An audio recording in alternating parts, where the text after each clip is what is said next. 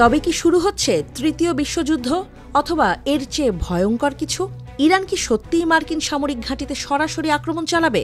ইরানের সর্বোচ্চ সেনাপ্রধান কি বাস্তবে মার্কিন সামরিক ঘাঁটিতে হামলা চালানোর পরিকল্পনা করছেন? মধ্যপ্রাচ্যে চলমান উত্তেজনার মাঝে ইরানি সেনাবাহিনীর উচ্চ পর্যায়ের কমান্ডাররা একে একে বিস্ফোরক সব মন্তব্য করছেন। তবে কি পাল্টে যাবে ইতিহাসের গতিপথ?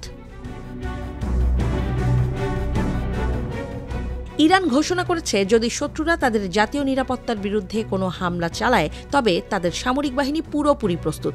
ইরানের সেনাবাহিনীর স্থলবাহিনীর প্রধান জেনারেল কিওমার্স হেইদারি সতর্ক করে দিয়ে বলেছেন, এই অঞ্চলে সমস্ত মার্কিন সামরিক ঘাঁটি ইরানের নাগালের মধ্যে।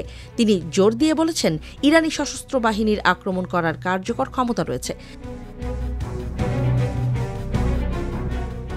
তিনি জানিয়েছেন, আমাদের শক্তি নিয়ে কেউ সন্দেহ করতে পারবে না। আমাদের হাতে রয়েছে সুনির্দিষ্ট শক্তিশালী অস্ত্র এবং আমরা সেই অস্ত্রের ব্যবহার সম্পর্কে পুরোপুরি আত্মবিশ্বাসী। 2019 সালে ইরানিরা মার্কিন বাহিনীর আইন আল আসাদ বিমান ঘাঁটিতে এক ভয়ঙ্কর মিসাইল হামলা চালিয়েছিল। ওই আক্রমণ মার্কিন সেনাদের জন্য এক অস্বস্তিকর অভিজ্ঞতা তৈরি করেছিল।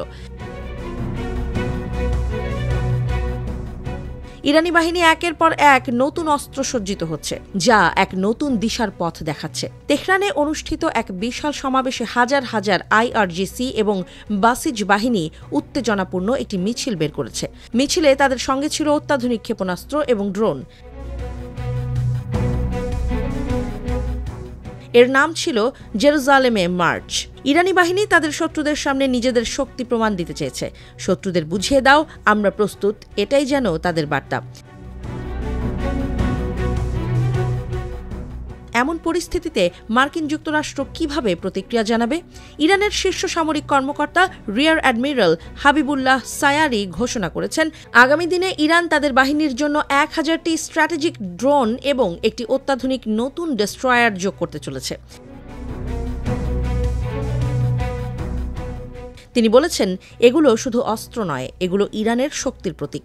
সায়ারি আরও জানান, ইরানের নৌবাহিনীতে অতি শিগগিরই বিপুল সংখ্যক আপগ্রেডেড জাহাজ এবং ফ্লাইট ইউনিটও যুক্ত হবে। এমন শক্তিশালী বাহিনী কি সত্যিই মার্কিন সামরিক ঘাঁটিতে চূড়ান্ত আঘাত হানবে? ইরানের সশস্ত্র বাহিনীর শীর্ষ নেতা আয়াতুল্লাহ খামেনির নির্দেশ মোতাবেক তাদের সামরিক শক্তি এবং যুদ্ধ প্রস্তুতি ক্রমাগত বাড়িয়ে চলেছে।